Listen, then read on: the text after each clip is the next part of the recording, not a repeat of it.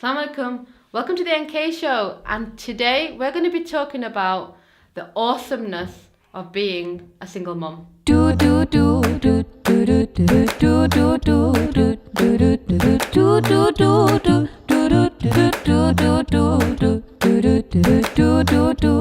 today I want to talk about something that's really close to my heart, and it's about single motherhood. All the stigmas that are attached to it, all the yucky stories that we hear, all of the things that people told me would come with being a single mum and that weren't true at all. Okay? So I'm going to give you my 5 top tips. If you're a mum that's bringing up children on her own, the 5 top things that I learned from my last 6 years of being on my own with my 2 children, mashallah. Okay, number one is so important. It's about the stories you tell yourself.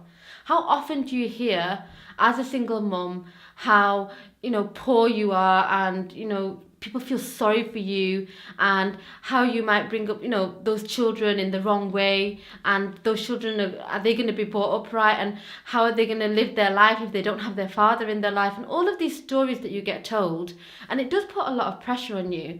And what I want you to remember is this: you can do a good enough job. You can absolutely do a good enough job, and there is no stigma attached. You're not any less because you're not married. You're not any less because you don't have a husband next to you to help you. The ideal is for a child to have both parents.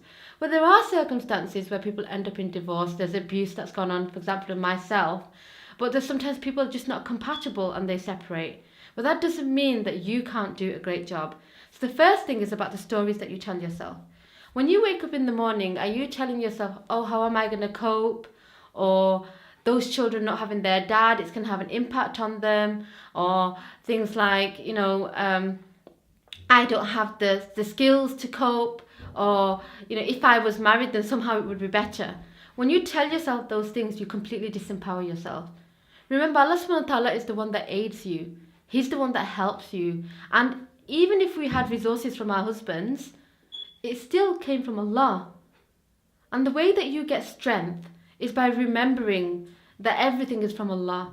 And if your children are going to grow up to be great children, as we all want for our children, then it will only come from Allah. You will put in the effort and Allah will provide. So number 1 is don't disempower yourself. Don't listen to those stories and those stigmas that are attached to being a single mom. You can do a great job. You can do an absolutely great job. And there's women in history, in our Islamic history, that have also brought up children on their own, and they've done perfectly good jobs. Have tawakkul in Allah, have trust in yourself and in your abilities. Don't disempower yourself with language that's negative or put down. Don't listen to all of those naysayers around, what they believe single motherhood is, because they pour their fears onto you. That's their stuff. How will you show up, and who will you be? Be the leader that you want to be and that your children need you to be. That's number 1. Number 2 is be well organized. I can't stress this enough. Children need consistency, they need structure, and they need a good leader. And you can be all of those things. Just by organizing yourself, being on top of your tasks will help you immensely. Particularly when you're on your own, because I know how that feels. You have to do the cooking, the cleaning, the housework, the car breaks, the bills, something goes wrong in the house, everything's on you. And then if the children fall ill, the list goes on and on and on. But if you're organized, if you have a plan beforehand, it will help you so much. Simple things like doing a meal plan. So you have all your sauces ready, all the base of the meals ready. That way you're not rushing around thinking, what do I feed my kids, and buying them junk. Really try to get that into place. Number 2, allocate time for different aspects of your life. Time that you're going to have for yourself, even if that's once a month. If you can't do any less, find somebody, a friend, somebody who will help you out with your children, and take some time for yourself. Bedtimes, waking up times, the times that you're going to give them a bath, the times that you're going to go shopping. If you allocate that beforehand, it's a lot easier for you and you will feel definitely less stressed. So that's number 2. Number 3 is spend quality time with your children with emotional connections. So dinner time is really, really important. Allocate a time in your day, even if it's just one meal, where you all sit down The phones are off, the iPads are off, the TV's off, any distraction, and spend quality time with your children. Converse with them, talk to them, find out how their day was, tell them about your day. Because remember, just because dad isn't there doesn't mean that you still don't have family customs. You still have a family. You create those customs for yourself. And meal times is a great time to connect. So that's number 3.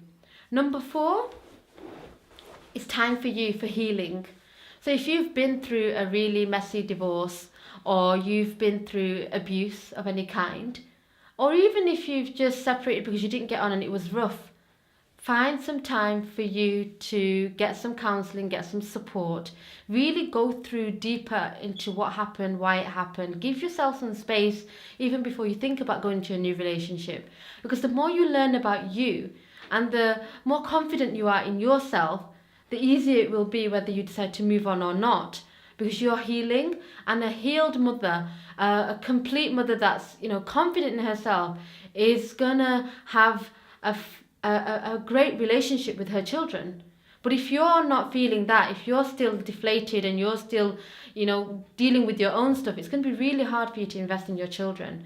So finding you and investing in yourself, getting some counselling, getting some coaching, getting some support, even some courses, anything that helps you is ideal.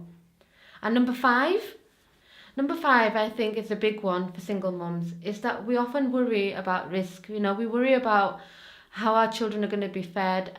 We think about whether, some fathers are in their lives, others are not. And sometimes we can feel angry about that. We can think they don't provide and, that was our children's rights. But remember this, Allah subhanahu wa ta'ala already wrote our risk even before we were born. It wasn't because we're in our children's lives that they get fed. They get that nourishment because Allah already, destined that for them. And you will also get that because Allah destined that for you. So don't be afraid of thinking about, where the next meal is going to come from, or can you provide for them. Just believe that it's going to come from Allah, because it really is. It's written for them. And I know that worries a lot of single mums in terms of, how they're going to provide, what they're going to do. But we have so many opportunities as well. This is another thing. Especially in the West, we have so many opportunities to either go out to work or to set up our own enterprises or to be with our children. So don't limit yourself and don't feel like, somehow you're at a loss. Because even if that marriage gave you financial security, remember everything that you got even there was already written for you. So don't disempower yourself. I hope that helped. And if you would like to have more videos from me, please like below and subscribe to my channel. Jazakallahu khairan. Assalamu alaikum.